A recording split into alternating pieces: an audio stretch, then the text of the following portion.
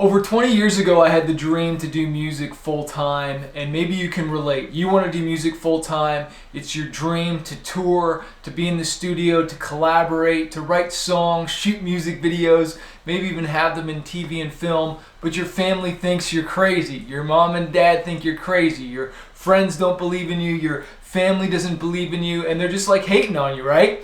I had the same thing. I remember when I started back in 2000 was when I kind of started to write songs and actually release songs. I released my first EP in 2001, and I had to overcome my own doubt in this and just believing that I could do it because I failed music in school. And if you don't know my story, my name's Chris, also known as Manifest, and I have over 500,000 monthly listeners on Spotify. I've toured 22 different countries. And so, but before that, failing music in school and not thinking I could do this, friends not fully believing it, kind of giving me the pat on the back, and mom and dad thinking it's cool. Well, just my mom, because my dad passed away, but my mom like thinking, oh, this is kind of cool, but actually thinking it's serious was a different thing.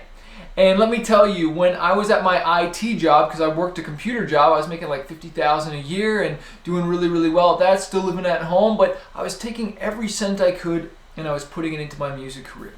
But the day job wasn't killing me necessarily, but I wanted to do something different. I wanted to do music. I remember when I would drive to the different job sites and I'd be listening to songs and even talking to some of my friends who were doing the festival circuit and playing shows, and I was like, oh, I want to be there. But you see, I made one of the biggest mistakes of my career in some instances, or I would have done it differently, and I started to take Fridays off, which wasn't a bad thing. And I played more shows, and it was great, and I was making more money, and I was doing more music, and it was working out awesome. But then I did something even crazier. I asked my boss if I could have a second day off, so I'd only work 3 days a week, and I went to part-time. And let me tell you, the one day was one thing, because I was able to always keep busy on that Friday and play more shows and, keep the income up so I wasn't feeling it so much. But all of a sudden when I had 2 days off, I found myself at home, and I'm like, I'm my own boss now. Like, I got to kick my own butt. And I remember I was trying to book shows and keep booking shows and sending emails, and I was getting no responses sometimes, or the responses I was getting, they weren't very positive. I was getting rejected by labels, by radio, and I was really starting to feel the rejection. I was like, oh, and I was also starting to feel it in my pocketbook as well because I wasn't making enough money, and I was close to giving up, but I didn't. And I kept on playing shows. I remember we got different opportunities. I'll never forget one show we got booked for this pharmaceutical company. They had me rewrite a cover song of Eminem, and they flew us to Montreal, Quebec, paid me and my DJ really, really well, and we performed in front of their marketing department, and I changed the lyrics to this drug that they were selling. I don't think I'd actually do something like that back then because I'm pretty anti, pharmaceutical stuff. But anyways, they paid us really well. They put us up in a fancy hotel, and we made a bunch of money, and so that was fun. And just these little sparks of light and things happening, and that's why you don't quit. And I remember we kept on touring, kept on playing shows, kept on releasing music, but I wanted to get signed to a record label. And I remember I finally got offered a deal, and it was a horrible deal. It was a licensing deal, and I remember I signed it. And I signed it thinking, okay, I've made it now. The label put me in touch with a manager that said that he could, replace my income if I quit my job. And I had a lawyer look at it. He said, like, yeah, if you think this guy is worth his salt and he can do it, then sign with him and do it and quit your job. And I was like, okay, let's do it. And honestly, I didn't really know this guy's references. There was one band he worked with that did really, really well. So I was like, okay. And, he got me on a festival really quickly and booked a bunch of shows and stuff like that. But when I put my resignation in with my company, it was like that was it. I went from a salary position, benefits, the whole thing, to nothing. And the crazy part is when I quit my job, that income is gone. I signed with the record label. They didn't give me an advance to live off of. And the royalty rate that they were paying me wasn't that well. And the marketing they did wasn't that well. And so all of a sudden my income is gone. I signed with this label. I've also got this manager who's also taking 15%. And all of a sudden, you better believe I had to figure out this business quickly. And this is why, there's a difference between a career and a calling.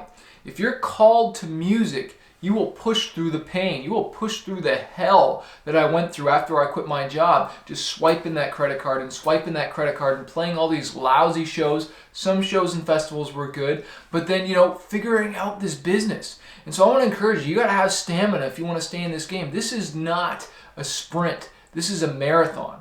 And really, I'd like to say the music industry is like a sprint/marathon, because you got to keep running. You got to keep hustling. You got to keep pushing that boulder of momentum until it reaches the top of that mountain and comes down until you finally got something going. And honestly, it took us years, probably like 6 or 7 years of hardcore really pushing this thing until we got the momentum where we could like dial back and not just work hard, now work smart and work on things that are really moving the needle. So I just want you to know, man, if people don't believe in you, that's okay. The best revenge you can have is success. That's the best revenge, by just showing them that you got this, that you can do this. Because when all of a sudden we started blowing up in Japan, when all of a sudden I'm getting paid $5K plus a show, plus expenses, all this stuff, when we're getting 60,000 TV film placements, when we're now 500,000 monthly listeners on Spotify, people start to believe.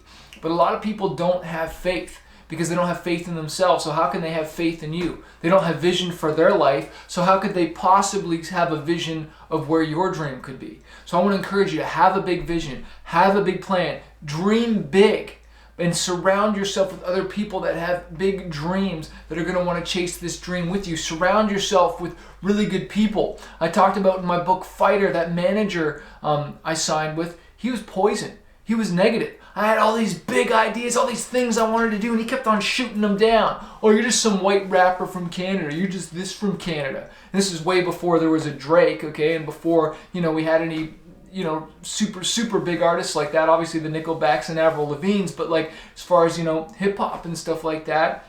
And so it was really discouraging. I always shot down my ideas. And I'll never forget, I didn't start having the success until I actually left that guy. And I was like, okay, if he doesn't believe me, I'm going to believe in myself. And I'm going to take action. And and sometimes you just got to believe in yourself more than other people until their belief finally kicks in. But the one thing about working with a label or working with a manager or a booking agent or a publicist that's, more A-level, or even an artist, a big artist, and that's why I even love features, because when you surround yourself with someone that's big, right? Like for me, at first it was a label. That allowed me to leverage their relationship and then work with someone else. Like I think it was a booking agent. And now I had a label and a booking agent, and now I could leverage that, to get a manager. And then, use that to open up more doors and open up more doors and open up more doors. And you're tapping into other people's networks and opening up doors for you. And so this is why I always say to work and collaborate with people. But who's the first person you should put on your team? We'll have to save that for another video. Hey music artist, it looks like you haven't downloaded a copy of my book Spotify Profits yet, showing you how I got 12.2 million streams and 100,000 followers on Spotify without a record label and without having to go on tour anymore. This thing reads like a magazine. It's going to show you how to hack that Spotify algorithm, how to release your songs in order so that you get the best chance of getting on those editorial playlists, how I collaborate with other artists, but most importantly, how to build that email list so that you can monetize your music. This will work for any genre, works wherever you live, does not matter. We live in a global singles economy, and now is your time to grow your Spotify following. Click the link in this video to download a copy today.